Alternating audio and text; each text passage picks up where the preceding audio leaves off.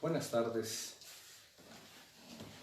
Una vez más, sean bienvenidos a nuestro estudio de la Iglesia Bautista de la Gracia de Cuautitlán Izcalli. Seguimos con nuestro estudio el día de hoy en el Salmo número 1, que es el que estamos estudiando, viendo, sacándole buen provecho.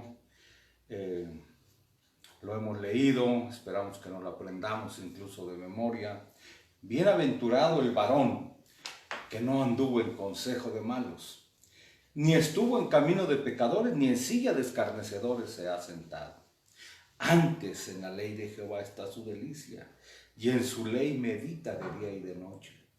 Y será como el árbol plantado junto a arroyos de agua, que da su fruto en su tiempo, y que su hoja no cae. Y luego sigue diciendo, y todo lo que hace prosperará.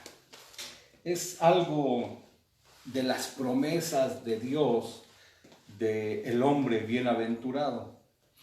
Hemos visto y hemos estado de una o de otra forma viendo cómo el hombre, entendió que no es bueno caminar con los impíos, con los malvados, que no son buenos sus consejos, que no son buenos, mucho menos permanecer con ellos, sus sillas, y ha huido de ellos, se ha alejado, les ha dado la espalda. Es lo mejor que puede hacer alguien. Y la consecuencia de eso es buscar otras compañías, es buscar a creyentes, es buscar personas temerosas de Dios, es buscar al mismo Dios como consejero para andar en sus caminos, para sentarse a deleitar su enseñanza. Y pusimos muchísimos ejemplos, entre ellos los del Salmo 119, cuánto amo yo tu ley, todo el día es ella, mi satisfacción, mi delicia. Entonces, vemos, ¿no?, cómo el hombre se recrea, se deleita en la ley de Dios. Y ahora nos quedamos el día viernes con varias razones que decíamos que la Escritura, el por qué anima para no desmayar, para esforzarnos, para hacernos fuertes, para que podamos ver lo que tenemos, para que podamos incluso codiciar el cielo, ¿no? Y pusimos el ejemplo de lo que tenemos aquí, pusimos el ejemplo de que todo lo de esta vida se queda, ¿no? Tesoros, diplomas, todo lo que el mundo ofrece. Al principio de este estudio hacíamos una lectura de Juan Bunyan, todo lo que el mundo ofrece para tratar de distraer de lo verdaderamente importante. Y aquí llegamos entonces al punto en donde vemos que todo lo que el mundo ofrece aquí se queda, no sirve absolutamente de nada. De hecho, cito aquí una parte de la Escritura donde se nos enseña que aquí solamente tenemos una pobre habitación terrestre, pero que de Dios tenemos un edificio, una casa no hecha de manos, eterna en los cielos. Eso es lo que decía el apóstol Pablo en la Escritura.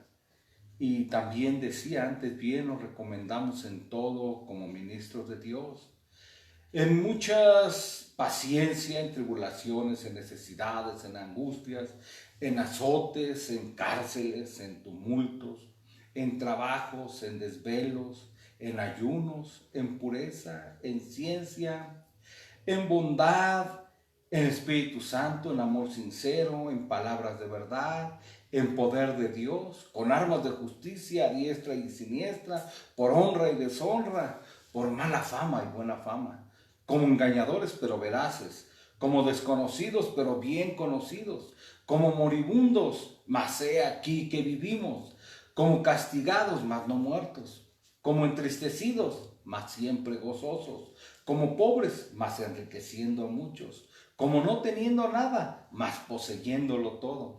Esto es la vida del bienaventurado. Este es el aprendizaje. El creyente está aprendiendo a vivir de una forma piadosa. Podemos decir que en este camino hacia el cielo, muchas de las cosas y de las promesas que tenemos de nuestro Dios, como decía, que sirven para animarnos, para tener esperanza, para no desesperar, para incrementar nuestra fe, porque el bienaventurado sabe, está seguro que su destino es el cielo.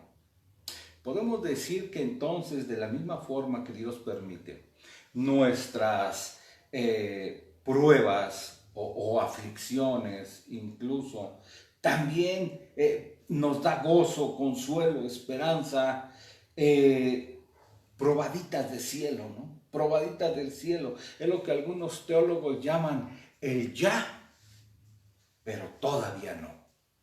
Estamos enseñándonos a vivir como en el cielo. Y esto que estamos aprendiendo es para que no sea un cambio demasiado grandioso, demasiado rápido, ¿no?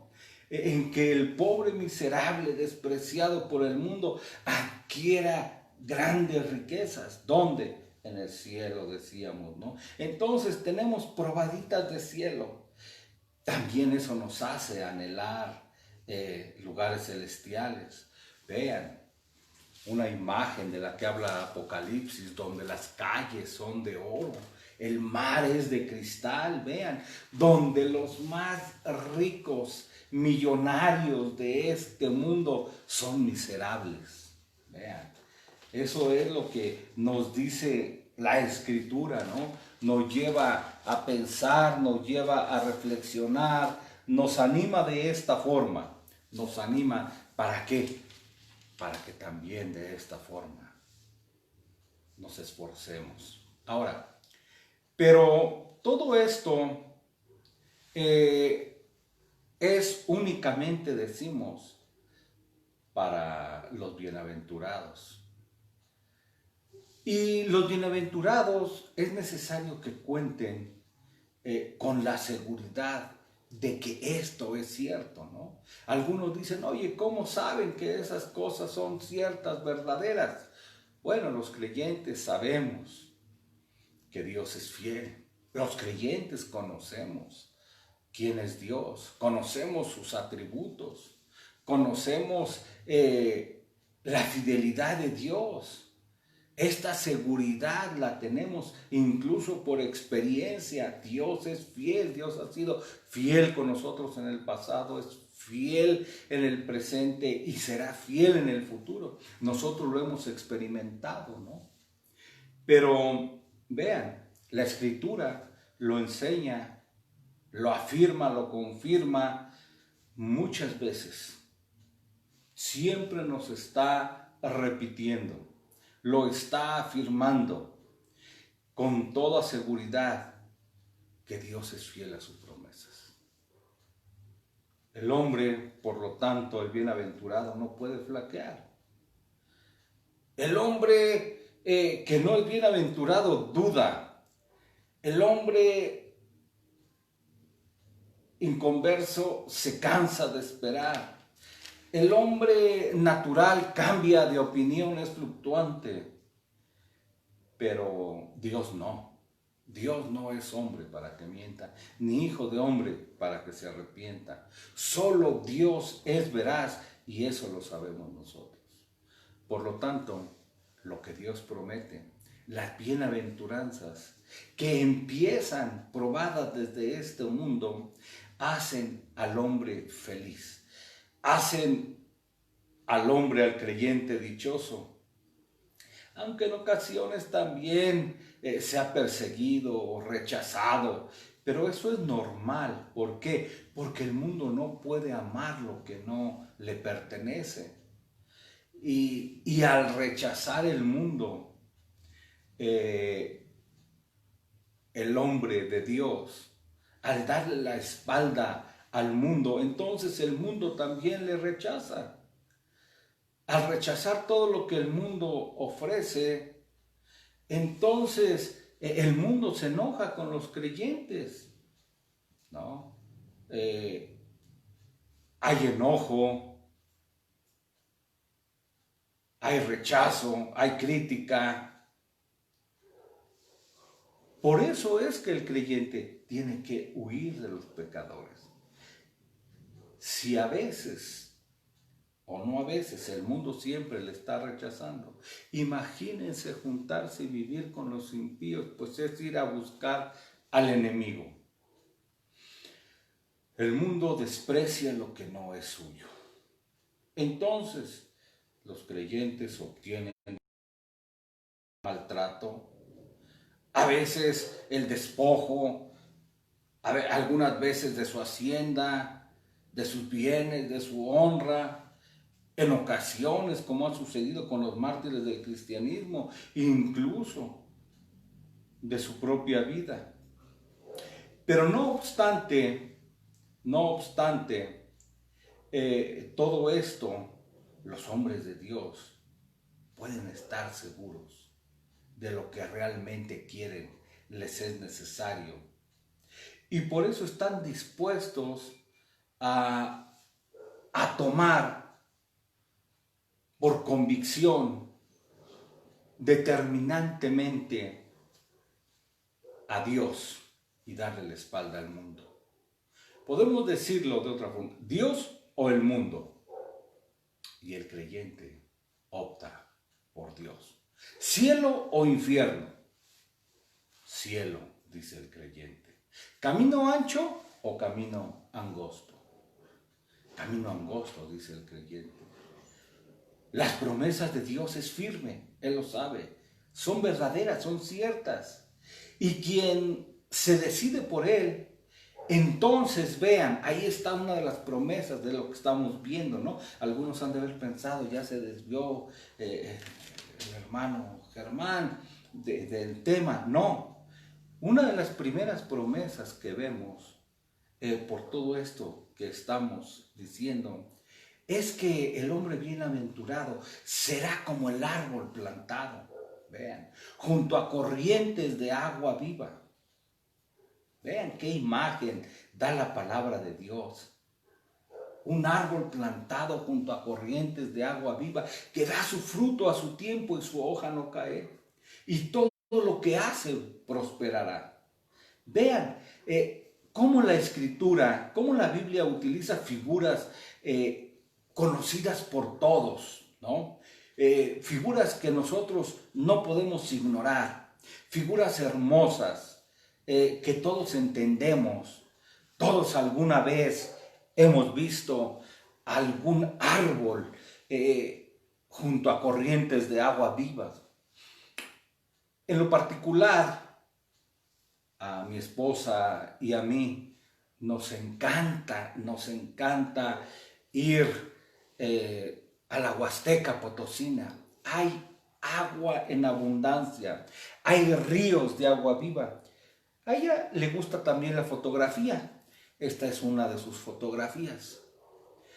Esta foto me recuerda mucho este árbol del que estamos hablando. Aquí donde está este hermoso árbol, vean, corrientes de agua, como lo dice la Escritura. Ahí se juntan dos ríos caudalosos, el río Verde y otro que viene de por ahí, por Jalpan de Serra. Se juntan dos ríos de abundante agua. Y es una hermosura, es una delicia contemplar ahí la vegetación, los árboles, que es la figura de nuestro salmo. un árbol hermoso junto a ríos de aguas vivas. Y hemos ido en diferentes temporadas. Hemos ido en diciembre, hemos ido en primavera, hemos ido en diferentes ocasiones. Y lo precioso es que siempre está verde. Siempre es codiciable estos árboles. La foto es de uno, pero ahí están. ¿Por qué? Porque están puestos junto a corrientes de agua viva. Es una belleza el contemplar, es algo grandioso, ¿no? Y esta es la figura del bienaventurado, un árbol frondoso, un árbol verde, hermoso, junto a corrientes de aguas vivas. Vean. Y en las escrituras siempre están comparando a los bienaventurados con árboles, con plantas, con palmas. Vean, el Salmo 91:72 dice, el justo, ¿no? El bienaventurado, el hombre de Dios, florecerá como la palma, crecerá como el cedro en el Líbano. Vean, esta es la comparación. Vuelvo a decir, un árbol majestuoso, grande, fuerte, frondoso. No hay ninguna persona que no se alegre de ver algo tan precioso, que no disfrute su hermosura, que no contemplen de cerca cuán extendidas tiene sus raíces.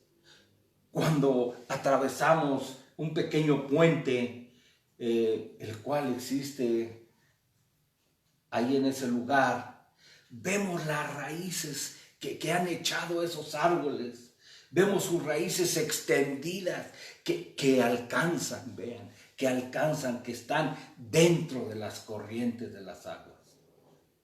Las raíces entran a las corrientes de las aguas. Por lo tanto, esos árboles, escuchen, nunca tendrán sed. No importando, vuelvo a decir, la estación del año. Sea primavera, sea otoño, sea invierno, sea verano, nunca padecerán por falta de agua. Lo que les sobra son corrientes de agua que no cesan. Nunca les hará falta el agua. Siempre estarán vigorosos, frondosos, verdes, sanos, llenos de hojas. Es la figura. Por lo tanto, a su tiempo, en su tiempo, siempre estarán dando no solo fruto, sino el mejor fruto. Este árbol tiene mucha ventaja sobre los demás árboles. Vean. Y la principal ventaja es que ha sido sembrado junto a corrientes de aguas abundantes. Para los otros árboles es algo incierto. Si hay lluvia, entonces darán fruto. Si hay sequía, entonces no habrá fruto. Pero no solo eso, al haber aridez, al estar secos, pudieran hasta morir por falta de agua. Vean, esas son las ventajas que tienen los bienaventurados. Muchísimas ventajas sobre los impíos. ¿Por qué? Porque siempre estarán bendecidos por Dios. Los otros árboles secos, hojas marchitas, incierto su fruto, a veces sí, a veces no. Vean, la palabra de Dios es sencilla. Entender todas estas cosas es fácil. La comparación que hace el Señor de un árbol. Por eso decía, con el que todos podemos ver, todos podemos disfrutar de su sombra cuando estamos en esos lugares. ¿Qué es lo que estoy diciendo? Que todos podemos entender la enseñanza de la palabra de Dios.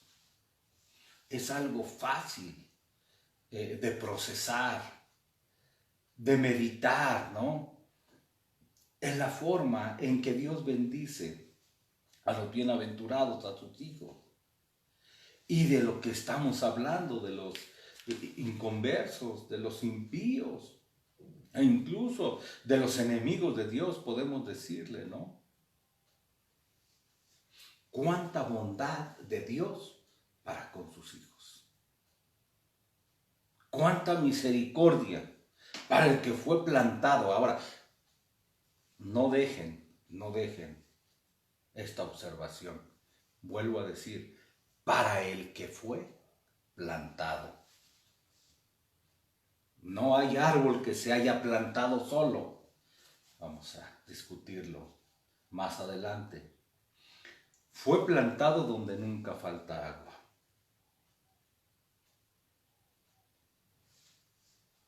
Agua abundante para sustentarle, siempre floreciendo, siempre verde, siempre produciendo, sin temor de que se seque, se marchite, corrientes de agua perpetuas, bendición del cielo.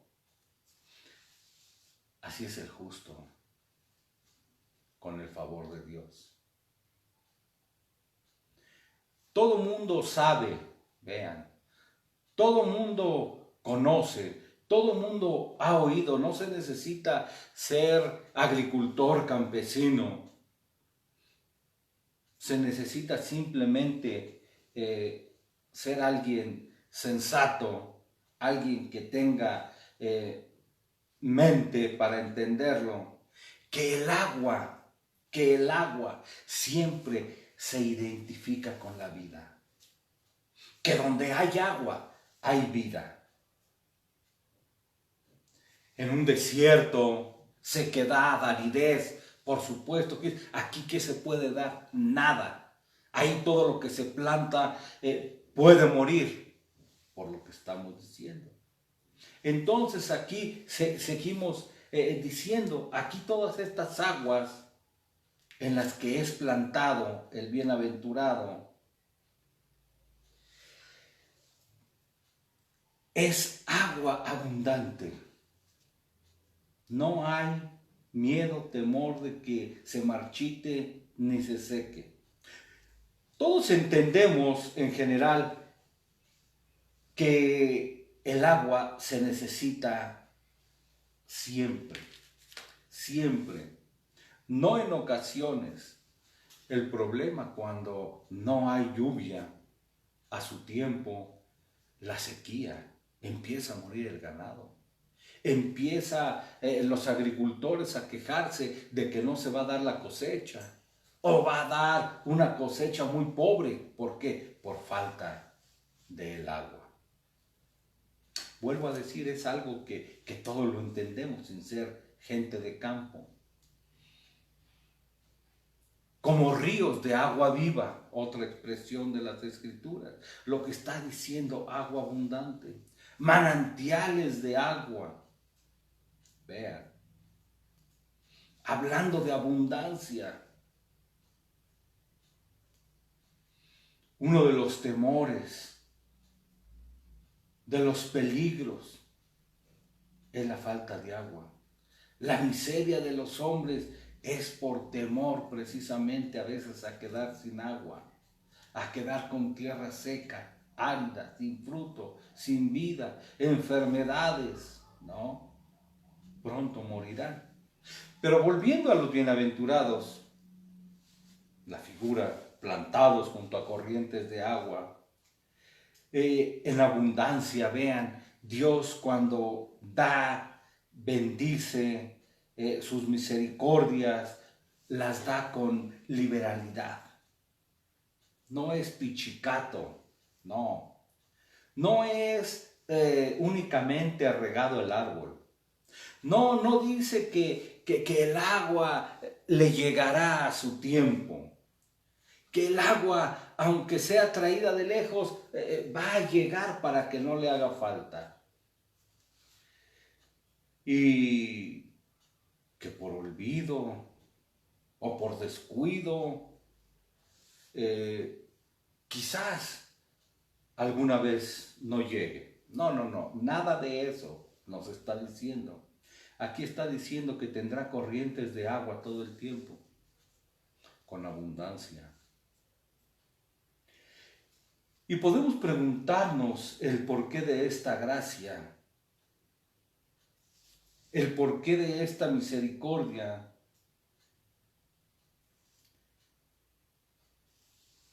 Y la respuesta es, porque Dios es bueno y para siempre es su misericordia. Porque Dios ama a los justos. Porque Dios se deleita en bendecir. Porque Dios no es deudor de nadie. Porque los justos son... porque Dios ama a su pueblo. Y porque su pueblo está fundado en su ley. Porque le son leales, son obedientes.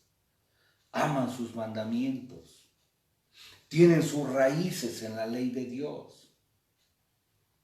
Podemos comparar que las raíces del justo, de los creyentes, las podemos comparar con la fe, la esperanza, la obediencia, la caridad y muchos, escuchen, muchos otros dones que son frutos del Espíritu y que son sustentados por el mismo Espíritu. Las corrientes de las aguas son también y siempre será la providencia y cuidado de Dios. ¿Sobre quién? Sobre los justos. Dios siempre guardando, protegiendo, cuidándolos de todos los peligros de este mundo, animándolos, ¿no? Con bendiciones, con gracias espirituales. Ahora, como decíamos hace un momento, dice nuestro salmo que este árbol fue plantado. Por lo tanto, si fue plantado, no pudo el árbol plantarse a sí mismo. No fue puesto ahí por voluntad propia.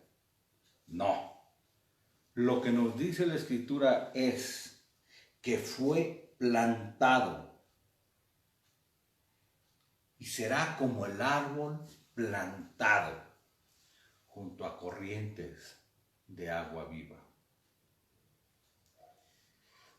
Por lo tanto, esto nos lleva a reflexionar. Esto nos lleva a ver una vez más la misericordia de Dios. Porque no es únicamente el árbol que fue escogido, sino también el lugar donde tenía que ser plantado, donde podía ser útil. Y esto nos habla de la soberanía de Dios,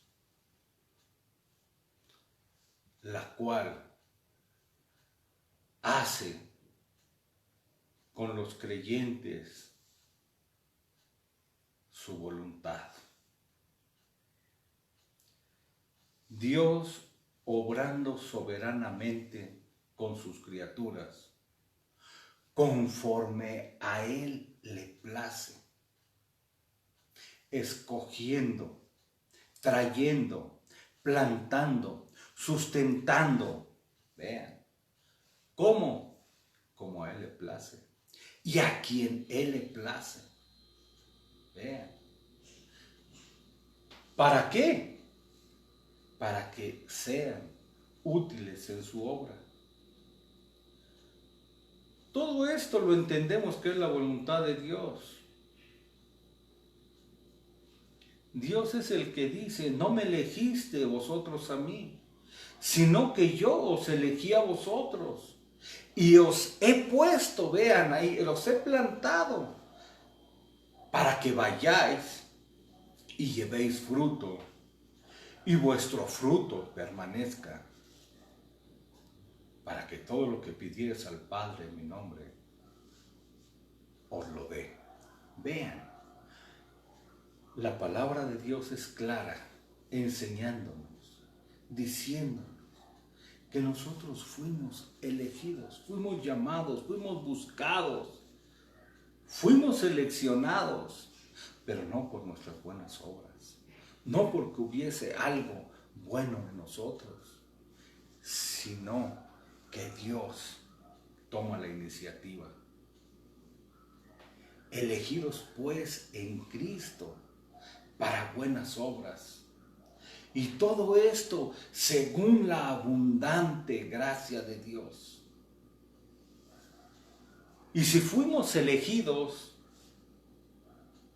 entonces ya no es por méritos, ya no es por obras, no es por tener alguna distinción.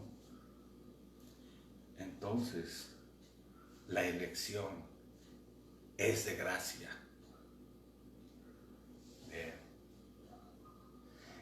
Es Dios siempre hablando, llamando, arrastrándonos. Esto es lo que tenemos que reconocer. Esto es lo que tenemos que agradecer. Que no es del que quiere, ni del que corre, sino de quien Dios tiene misericordia. Con nuestros salmos lo estamos viendo. ¿Hay algún árbol que puede decir, yo me planté y busqué el lugar que me gustó, donde yo quise ponerme? Sería insensato, ¿no? Que un árbol buscara y llegara, aquí me voy a plantar. No, fuimos plantados, vean. Fuimos puestos. Esto nos está hablando de que no fuimos nosotros, que es la gracia de Dios. Entonces, si fuimos elegidos, si fuimos plantados, todo eso termina con la soberbia. Todo eso termina con la jactancia y nos lleva únicamente a ser agradecidos. A ver que tenemos una gran deuda, una deuda de amor por tanta misericordia, por tanta gracia. Mostrada, vean, en cada una de las cosas que Dios ha hecho por cada uno de nosotros, en los que por gracia somos salvos. Gratitud que debe de durar todos los días de nuestra vida. Porque si no nos hubiesen llamado, plantado, puestos junto a ríos de agua viva, nosotros por sí mismos estaríamos perdidos. Vean, por gracia sois salvos, es lo que dice la Escritura. Por medio, el medio es la fe, pero esto tampoco es de vosotros, pues es un don de Dios. Vean, es un paquete completo. No por obras.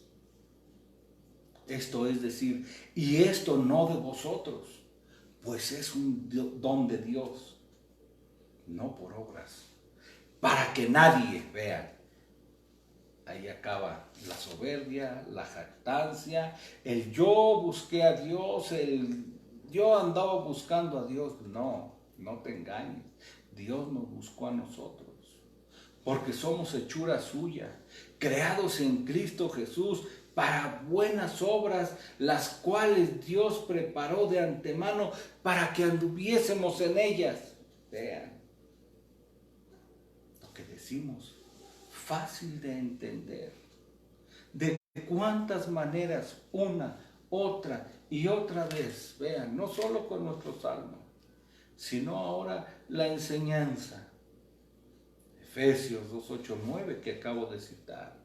Por gracia sois salvos por medio de la fe. Y esto no es de vosotros, vean. Se acaba la jactancia. Es un don de Dios. No por obras. Y ahí dice, para que nadie,